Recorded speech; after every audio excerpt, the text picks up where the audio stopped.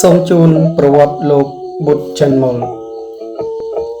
លោកបុត្រច័ន្ទមុលគឺជាអិសរជនមួយរូបដែលខ្មែរនិងយុវជនជំនាន់ក្រោយមិនបានស្គាល់មិនបាននឹកនាឬប្រហែលជាបានបំភ្លេចចោលពីដួងចិត្តខ្លួនទៅហើយជីវិតរបស់លោកហាក់ដូចជាមានអាកំបាំងនិងឧបសគ្គជាច្រើនដោយសារតែមនសិការជាតិនិងការឈឺចាប់មិនព្រមឲ្យជនបរទេសមកជិះជាន់គៀបសង្កត់ដាក់អាណានិគមលើមាតុភូមិដ៏ថ្លៃថ្លារបស់លោ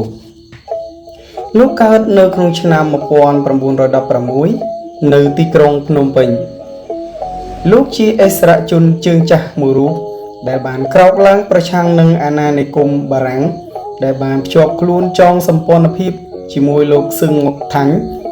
ដែលជាស្ថាបនិកដំបូងគេបង្អស់នៃសារព័ត៌មានភាសាខ្មែរនគរវត្ត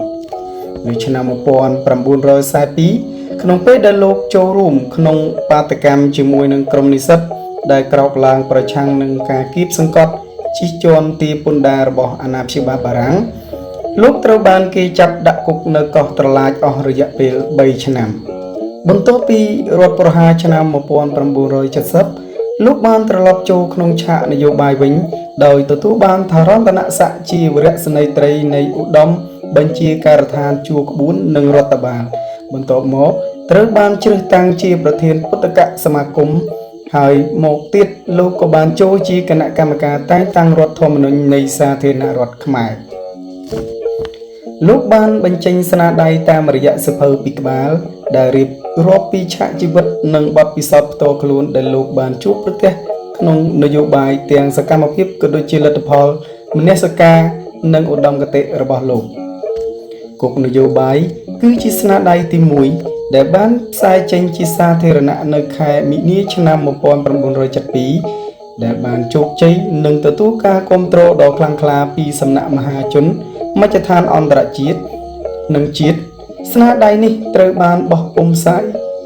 ម្ដងទៀតសម្រាប់មហាជនអ្នកអានទូទាំងប្រទេសស្នាដៃនេះដែរបានលើកបង្ហាញពីប្រវត្តិតស៊ូរបស់លោកក្នុងឆាកនយោបាយក៏ដូចជាបរិបទសង្គមនយោបាយក្នុងឆ្នាំ1936ដល់ឆ្នាំ1945ផងដែរចរិតខ្មែរគឺជាស្នាដៃទី2ដែលផ្សាយចេញនៅឆ្នាំ1973ដែលលោកបានលាតត្រដាងពីអត្តចរិតនយោបាយរបស់ជនអាត្មានិយមមួយចំនួនដែលបានសាបព្រោះមនោគមវិជ្ជាបងវក់និងលាបពណ៌គ្នាទៅវិញទៅមកក្នុងសង្គមនយោបាយខ្មែរជាពិសេសគឺអាកប្បកិរិយាស្មោះស្ម័គ្រនិងចវាយនាយបរទេសធ្វើបាបជិះជាន់តែជនជាតិឯងតាំងពីបារាំងមកដាក់អាណានិគមរហូតដល់ឆ្នាំ1972តាមការសន្និដ្ឋានលោកបានស្លាប់នៅឆ្នាំ1975តាមរយៈនេះយើងគ្រាន់សម្គាល់ឃើញថាប្រវត្តិនិងជីវិតនយោបាយរបស់អិសរជនរូបនេះមិនបានស្គាល់សូម្បីតែកាលបរិច្ឆេទថ្ងៃខែឆ្នាំកំណើតមាតាបិតានិងថ្ងៃខែឆ្នាំមរណៈក៏គ្មានកំណត់ត្រាពិតប្រាកដដែរចលនាសម្ព័ន្ធជាតិខ្មែរសូមឧទ្ទិសដល់វិញ្ញាណក្ខន្ធអ្នកស្នេហាជាតិរូបនេះឲ្យទៅកាន់សុគតិភពនិងសូមឲ្យឧត្តមគតិមនសិការនិងភាពក្លាហានរបស់លោកដកជាប់ក្នុងស្មារតីកូនខ្មែរជានិរន្តរ៍ខ្ញុំស្លាប់ទៅសូមកុសលផលបុណ្យបញ្ជូនខ្ញុំឲ្យកើតជាខ្មែរនេះទៀតនៅលើទឹកដីនេះកុំឲ្យខ្ញុំឃ្លាតខ្ចាត់ព្រាត់ពង្វេងទៅកើតទីណាផ្សេងឡើយដើម្បីជួយជាតិខ្មែរជួយប្រទេសខ្មែរជាលំដាប់ជាតិរៀងដរាបទៅអើយនេះជាសច្ចអវាទរបស់ខ្ញុំបុត្រច័ន្ទមុល